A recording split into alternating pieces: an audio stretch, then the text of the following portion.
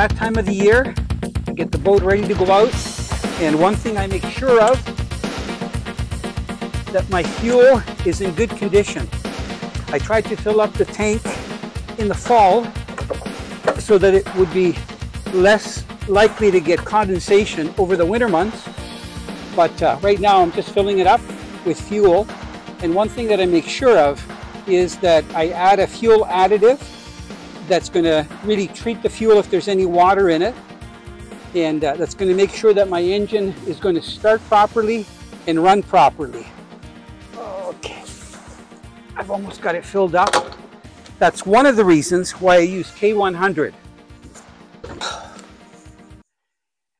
I have tested K100 in some of the hottest weather in Florida, like in June and September.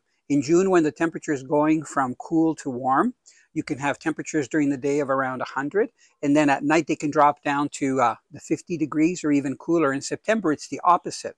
So you can get condensation in fuel. Here in Canada, it's almost the opposite. This boat has been stored in my driveway over the winter months, and sometimes we get these polar vortexes that move in, where the temperatures will plummet overnight to 10, 20 degrees below zero, but then the next day it'll be 10 or 15 above zero, which is crazy. So that's where you can get condensation in the fuel. And you can also get water in the fuel from a gas station, or sometimes by water getting into the fuel, either in your gas can or whatever. So I make sure that I use K100, that if there is any water in there, it'll dissolve it so that it'll actually combust in the cylinders. Now this is the marine one, which is great if you're using it for your boat and outboard motors or inboards.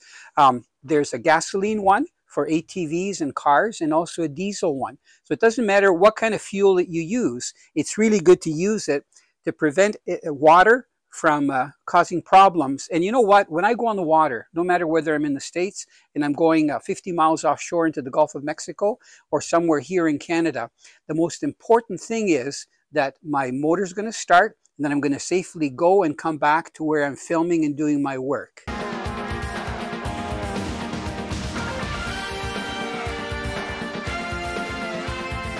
K100 makes water burn.